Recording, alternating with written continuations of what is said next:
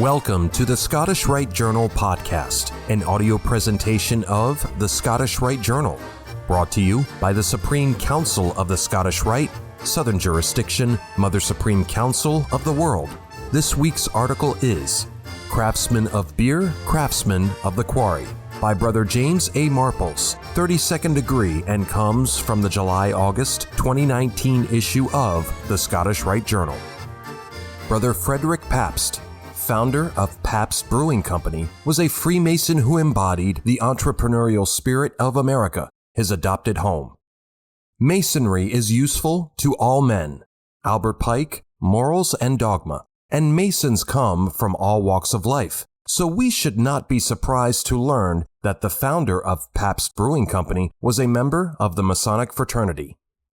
Johann Gottlieb Friedrich Frederick Pabst was born on March 28, 1836, in Nikolausrieth, Thuringen, Kingdom of Prussia, in modern-day Germany, immigrating at an early age with his parents to the United States.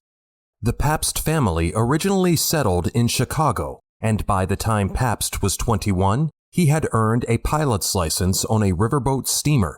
He met the prominent brewer Philip Best, eventually marrying Best's daughter, Maria, on March 25, 1862.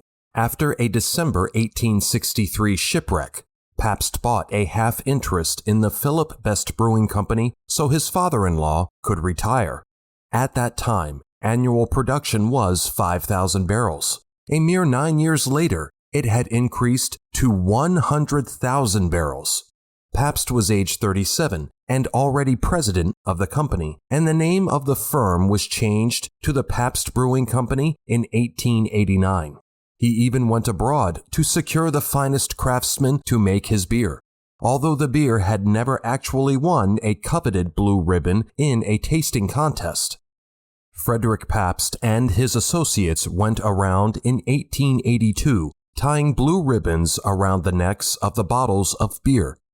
Pabst then simply trademarked the phrase blue ribbon in 1900. Perhaps this 1882 effort was a harbinger of things to come, for his beer did indeed win an actual blue ribbon at the 1893 Chicago Columbian Exposition. Brother Pabst bought some prime shorefront land which became a sort of tourist attraction. Pabst Whitefish Bay Resort drew 10,000 people on a summer's day by horse and buggy, trolley, railroad, or by steamer. They loved the scenic views, daily concerts, Ferris wheels, and fine meals, an experience complemented, of course, by drinking Pabst Blue Ribbon beer.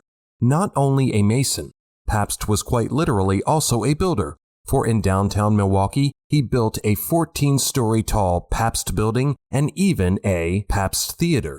In Brewing in Milwaukee, 2014, Brenda McGee notes that Pabst owned 2 hotels and a restaurant in New York with the purpose of increasing the brand visibility of his product.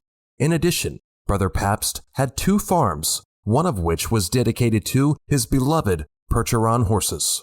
We cannot conclude this review of Pabst as brewer-craftsman without referencing his life as Masonic craftsman. Brother Pabst was a member of the German-speaking Aurora Lodge No. 30, Whitefish Bay, Wisconsin, founded in 1850. Pabst and his wife had 10 children, one of whom, Fred Pabst, was initiated, passed, and raised on one day on March 23, 1896, in Milwaukee's Lafayette Lodge No. 265. We may assume that Freemasonry was of some importance in Brother Pabst's life for him to have passed this tradition on to his son.